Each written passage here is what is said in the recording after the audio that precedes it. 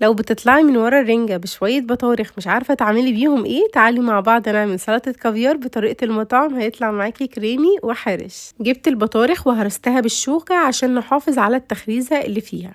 وانتي بتهرسي لو ظهر معاكي الغلاف الشفاف اللي بيكون على البطارخ ده بظهر الشوكة او بظهر سكينة هيطلع معاكي، شيليه. او من الاول قبل ما تبدأي ممكن تعملي الخطوة دي.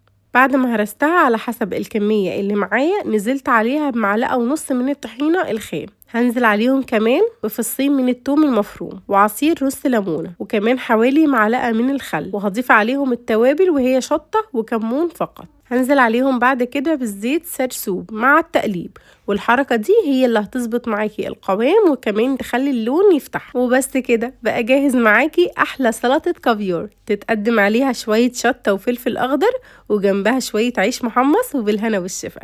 جربوها وقولولي بتحبي تاكلوها بالعيش البلدي الطري ولا بالعيش المحمص. انا سارة هلال. لو الوصفة دي عجبتكم ما تنسوش تعملوا لي لايك وتعملوا لي فولو وتدخلوا الاكونت بتاعي تاخدوا فيه لفة، هتلاقوا فيه حاجات ان شاء الله تعجبكم. اشوفكم في فيديو جديد. باي باي.